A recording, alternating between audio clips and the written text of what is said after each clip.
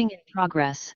하나님이 우리에게 주시는 응답이 어떤 응답이 있겠습니까? 하나님에게는 당신의 계획은 간단합니다. 우리가 어떻게 잘 먹고 잘 사느냐, 우리가 어떻게 살아가느냐, 어떻게 미래를 대비하느냐, 그런 것보다도 훨씬 하나님에게 있어서 가장 현실적인 그런 하나님의 절대 계획이 있습니다. 과연 하나님의 이 절대 계획 우리가 어떻게 알 수 있으면 좋겠습니까? 지금 현재를 잘 쳐다보면은 오늘을 잘 쳐다보면은 알 수 있지요. 자, 우리가 과거를 배우는 이유가 과거에서 어, 뭔가 지식을 얻는 것도 있지만 그 지식을 통해서 지혜를 얻기 위함이죠. 그러면 오늘 우리가 이 출애굽기 2장의 말씀을 통해서 애굽에서 노예로 전락한 이스라엘 백성들의 모습을 보면서 하나님이 우리에게 주시는 지혜라고 볼 수 있는데 하나님이 우리에게 주시는 절대 계획이 뭐냐? 애굽의 모습을 잘 살펴보면 애굽의 모습이 과거의 모습이 아니라 오늘의 모습, 현재의 모습이죠. 그리고 앞으로 다가올 미래의 모습이라 볼 수 있습니다. 애굽이라는 초강대국을 통해서 애굽은 무기를 가지고서 세계를 정복하던 그런 나라였습니다. 자기의 가진 힘을 가지고서 전 세계를 통치하던 그런 나라였습니다. 수세기에 걸쳐서. 그래서 막강한 경제력과 인력과 자원을 전부 다, 이게 뭐라고 할까요? 자기 것으로 만들었지요. 그런데 그 이면에는 분명하게 애굽을 움직이는 힘이 있었습니다. 그 힘이 뭐냐? 네피림입니다. 네피림이 힘을 가진 자들을 통해서 이들이 전 세계를 정복하고 통치하고 자원이든지 인력이든지 경제든지 모든 것을 전부 자기 걸로 만들었습니다. 자, 그런데 여기서 중요한 것이 하나님 없고 하나님의 백성 없고 영적인 세계 없으면은 그냥 그렇게 살아가는 것이 당연한 것인데 분명히 하나님은 살아계셔서 이스라엘 백성들을 불렀고 이스라엘 백성들의 당신의 계획을 갖고 계신데 자, 이 이스라엘 백성들이 현 시점에서 애굽의 노예로 전락해 있다라는 거죠. 자, 그러면은 이런 이스라엘 백성들에게 하나님의 계획은 없습니까? 하나님의 절대 계획은 없습니까? 분명히 있거든요. 있는데 이들이 눈치채지 못하고 있는 것이죠. 뭔가 착각하고 있는 부분이 분명하게 있습니다. 이들은 항상 오늘의 일, 문제, 사건, 환경, 이런 어려움들, 이런 어려움들 속에 빠지고 사람들과의 관계, 그냥 세상적인 거지. 자, 그 속에 빠져서 살아가고 있는 그런 오늘을 보내고 있는 것입니다. 그러니까 당연히 이들에게 있어서 이스라엘 백성들이 하나님의 백성임에도 불구하고 미래는 불투명하죠. 하나님에게 있어서 이스라엘의 미래는 선명한 게 있습니다. 하나님의 절대 계획이 있습니다. 그게 뭡니까? 가나안 가는 거지. 가나안. 가나안을 왜 갑니까? 거기에 가서 오실 메시아를 기다리는 거죠.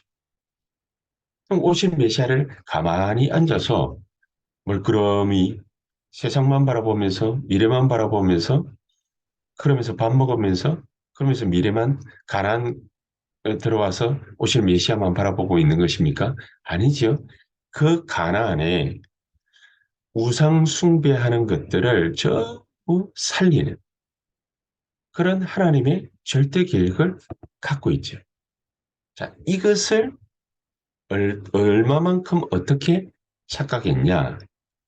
이 이스라엘 백성들이 전 세계를 통치하고 있던 경제와 인력과 자원과 모든 것을 가지고서 전 세계를 휘어잡고 있던 애굽의 노예로 전락을 했는데 하나님은 아무 힘이 없습니까? 하나님은 아무런 생각이 없습니까?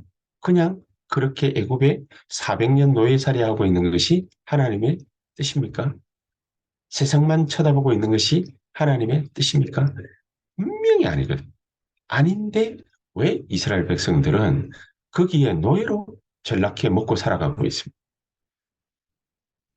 그들에게 빌어붙어서 살아가는 이유가 없는 민족이 왜 그렇게 살아가고 있습니까? 딱 한 가지가 없기 때문에. 그 한 가지가 뭡니까? 하나님이 주시는 영적인 힘이 없기 때문에.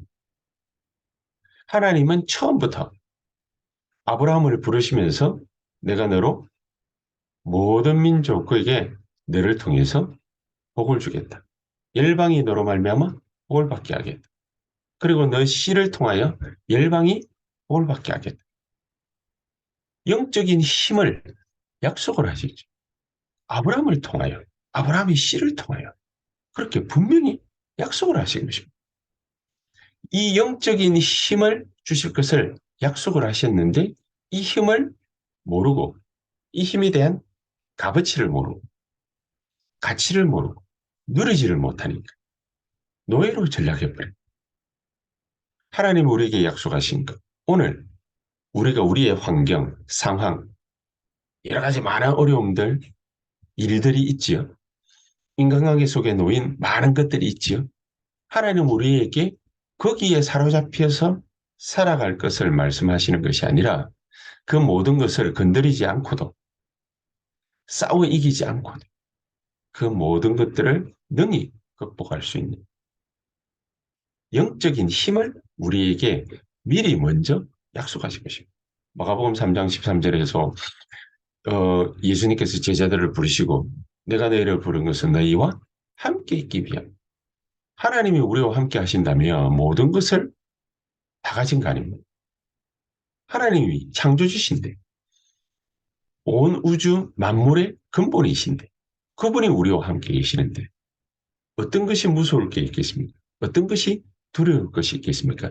이 힘을 가졌는데 하나님 자녀됐으니까 하나님 백성이니까 누리면 되는데 이 힘을 다른 환경이나 어려움이나 문제들 인간관계 때문에 착각에 빠지는 것이. 과연 내가 이걸 이길 수 있을까? 내가 이걸 할 수 있을까? 저 사람이 왜 저러지? 이런 어려움이 나에게 왜 왔지? 다른 사람들은 다 멀쩡히 살아가고 있는데 나에게는 왜 이런 질병이 누리지를 못하는 것이 이미 우리에게 와 있는 것. 이것을 오늘 이 시간 이 자리에서 영적으로 하나님 주시는 큰 힘을 누리는 가장 큰 역사가 저와 여러분들에게 일어나게 되기를 주 예수의 이름으로 축복합니다. 자, 그러면요. 우리에게 하나님이 우리의 미래는 미리 벌써 말씀하셨지 않습니까? 이스라엘 백성들은 가나안에 가야 돼요. 가나안 살려야 돼요. 전 세계를 살려야 돼요. 그러면은 아무런 힘이 없겠습니까? 영적인 힘만 가졌다? 하나님 우리와 함께 계신다? 가만히 계시는 것입니까? 아니지요. 하나님 우리와 함께 하시면 반드시 나타나는 것입니다. 너희와 함께 하면서 또 나가 전도도 한 더러운 귀신을 내어쫓는 권세도 주기 위함입니다. 영적인 이유만 되겠습니까? 육신적인 이유는 포함이 되지 않겠습니까? 히브리서 4장 12절에는 이 하나님의 말씀은 살았고 운동력이 있어 영과 혼과 관절과 골수 이랬습니다. 육신적인 문제까지도 하나님의 말씀, 하나님의 복음 해결한다. 그렇게 돼 있죠. 그러니까 더러운 귀신도 쫓아낸다. 마태복음 16장 16절에 주는 그리스도시여 살아계신 하나님의 아들이십니다. 이 고백하고 나니까 예수님께서 베드로를 칭찬하셨잖아요. 바요나 시몬아 네가 복이 있구나. 이를 네게 알게 한 것은 하늘에 계신 너희 아버지께서 천부께서 너에게 알게 하신 것이구나. 그러면서 엄청난 축복을 주었지 않습니까? 내 있는 곳에서 네가 믿음의 고백한 그곳에서 내가 내 교회를 직접 세우게 음부의 권세가 너를 절대로 이기지 못하게 할 것이고 하늘의 복들을 끌어당겨 누릴 수 있는 천국 열쇠를 너에게 주겠다. 그 열쇠 중 열쇠가 뭡니까? 그리스도라는 이름 안에 우리는 이 그리스도라는 엄청난 이름을 갖고 있죠. 그러니까 이스라엘 백성들이 이거 까먹었으니까 모세를 통해서 이스라엘 백성들에게 피제사, 피언약을 직접 들고 가게 하신 것이죠. 산업선교의 힘을 어떻게 누리느냐? 영적인 힘을 오늘 이 시간 먼저 누리는 것으로부터 시작하자. 우리의 착각을 버리는 것으로부터 시작하자. 자, 그렇게 되면 이 축복을 대표적으로 누린 세 사람이 나옵니다. 요게벳, 이드로, 라합 이런 인물들이 세 명이 나옵니다. 자, 이런 인물들이 세 명이 나오는데, 자, 이런 인물들이 어마어마한 하나님의 축복을 어떻게 누렸습니까? 이 요게벳이 이미 출애굽기 2장 1절의 말씀처럼 복음을 알고 있는 여자 아닙니까? 레위 여자가 레위 남자에게 가서 시집 갔거든.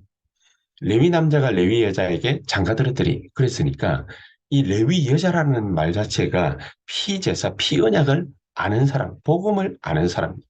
이 사람이 뭐 장황한 설명이 또 되면 안 되니까 모세를 낳고 이 모세를 죽여야 되는데 이 모세를 살리고 싶으니까 하나님 앞에 간절히 기도를 했는데 살려야 되는 이유를 발견했지. 이 복음을 이 애굽 땅에게 증거해야 되니까 증거할 수 있는 결정적인 찬스가 어디에 있느냐 놓고 기도하다가 분명히 깨달았죠. 바로 왕이 있는 저 궁궐로 왕궁으로 이 아들을 보내야 되겠다.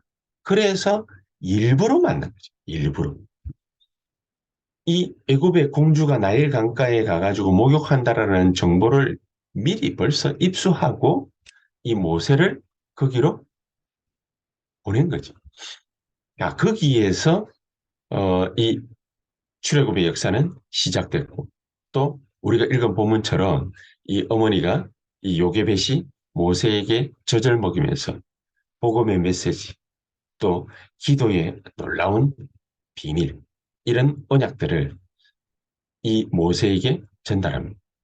그렇게 전달했던 이 언약을 어떻게 이루었습니까? 하나님이 40년 왕궁 생활을 통해서 히브리서 10장 23절에 보니까 모세를 육신적인 지도자로 완전하게 또 만드는 그런 놀라운 축복이 이 모세에게 이루어집니다. 자, 이 요괴뱀 말고도 이드로라는 사람은 또 우리가 어떤 사람이에요? 출애굽기 3장 1절에 보니까 모세가 도망했을 때 살인자로 몰려서 도망했을 때 진짜 또 사람도 죽였지. 이때 이 모세를 받아준 사람, 그냥 받아준 게 아니지. 살인자인데, 도망자인데, 만약에 이 사람을 받아주면은 자기 그 집안이 멸문지하에 처해질 수도 있는데 이 모세를 받습니다.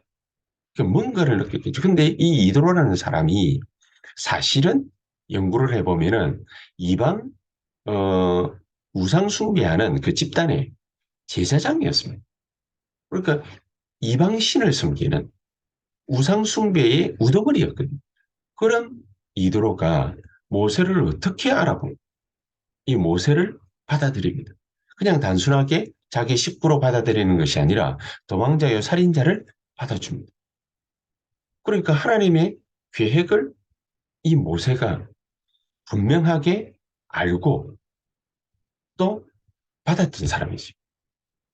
그러면서 출애굽기 4장 18절에는 가장 결정적으로 모세가 하나님의 명령을 받고 이 말씀을 전하러 이 바로 왕궁에 가야 될 때, 바로가 있는 곳으로 가야 될 때 가장 위험한 선택 아닙니까? 오늘 이 부분을 보듯이 가장 위험한 선택임에도 불구하고 바로 왕에게로 모세가 직접 갈 수 있도록 이것을 가는 것을 결단할 수 있도록 이 이도로가 옆에서 조언을 합니다. 갈 수 있도록 도와줍니다. 자, 이런 사람이 어떤 역할을 또 감당하지요? 출애굽기 18장 8절에서 27절에 모세가 지도자가 되어서 여러 가지 많은 일을 해야 되는데 자기 혼자서 일을 다 하니까 얼마나 피곤하고 어려움에 처할 수 있겠습니까? 재판하는 일도 상당하거든요. 자, 그런데 이런 모세에게 천부장, 십부장, 백부장이라는 이스라엘의 시스템 중의 시스템이 되는 그런 제도를 이 모세에게 조언을 또 합니다. 이런 이드로를 하나님께서 이 모세에게 붙이셔가지고 또 이스라엘 백성들을 출애굽하게 하죠. 그러니까 이 이도로는요, 하나님의 계획을 우리가 유추해 볼 때 분명히 정확하게 아는 기도의 사람이었고 영적인 사람이었다. 우리가 하나님 앞에 기도한다는 것이 얼마나 중요한 일이 되겠습니까? 그리고 마지막 라합이라는 이 여자는 여호수아 2장 1절을 보니까 기생인데 정탐꾼을 도와주죠. 여리고 안에 있는 모든 정보를 다 이 정탐꾼에게 다 알려주고 그 소식을 갖다가 들은 여호수아와 이스라엘 백성들은 더 큰 확신을 하며 이 여리고에 돌면서 가나안 정복의 어, 발걸음을 뛰었던 그렇게 뛰게 해주었던 그런 인물입니다. 그 덕분에 여호수아 6장 17절에 라합은 라합과 그 가정은 구원을 받고 가나안 정복을 얻으는 들어가는 이스라엘 백성들을 따라 같이 가나안으로 들어가게 됩니다. 마태복음 1장에 보니까 이 라합은 예수님의 족보에 올라와 있고 히브리서 11장 31절에 보니 믿음의 증인 중 한 사람으로 기록이 되어져 있습니다. 우리가 이 모습을 보듯이 하나님은 그냥 하나만 분명하게 제대로 선택하고 붙잡는다면 하나님은 우리에게 천년, 백년, 만년의 응답을 하나님 우리에게 영원한 응답을 주시는 것이죠. 그래서 우리 산업인들이 정말로 우리 성도님들이 이 힘부터 가지고 있습니다. 이 힘을 가지고 세상을 무너뜨리는 자들, 세상을 무너뜨리는 자들, 세상을 살리는 자들이 아니라 세상을 무너뜨리는 자들, 네피림에 속해 있는 자들, 이런 사람들까지 살려내야 된다. 결론적으로 우리는 어떤 하나님의 축복 속에 들어가야 됩니까? 아무리 밑바닥에 있어도요. 사실을 정확하게 보고 진짜 하나님이 원하시는 것을 탁 쳐다봐야 됩니다. 위의 것을 쳐다봐야 됩니다. 높은 것을 바라보면 됩니다. 그러면 반드시 하나님은 승리하게 하실 것입니다. 거기에 가장 중요한 부분은 뭐지요? 아무리 밑바닥에 있어도 하나님은 우리에게 주시고자 하시는 보좌의 힘이 있습니다. 이 힘부터 누릴 줄 알면 됩니다. 그러면 오늘 지금 이 시간 우리에게 하나님 주시는 영적인 힘, 이 힘을 누리게 되면 하나님은 우리에게 빛의 경제로 역사하시게 되었습니다. 앞으로 우리 미래는 어떻게 되겠습니까? 분명합니다. 다른 거 생각해 볼 필요가 없습니다. 확실하게 정해져 있습니다. 하나님은 우리를 통해서 이 보좌의 힘, 영적인 힘을 가진 우리를 통해서 빛의 경제를 허락해 주셔서 세계 복음화의 길로 우리를 분명히 인도하실 것이다. 이 축복을 오늘도 저 여러분들의 모든 현장에서 이 힘부터 먼저 누리고 승리하게 되시는 그런 역사가 일어나게 되기를 주의 이름으로 축복합니다. 다 같이 기도하십시다. 성령으로 하나님 오늘 이 시간 우리에게 충만히 역사하시는 시간 되게 하옵소서. 보좌의 축복과 능력이 우리에게 넘치는 시간이 되게 하옵소서. 우리 합심해서 동성으로 한 15분에서 20분 어려운 자신과 현장과 교회를 위해서 놓고 간절한 마음으로 기도하시다가 또 자유롭게 퇴장하겠습니다. 기도하시겠습니다. 전능하신 하나님 감사를 드립니다.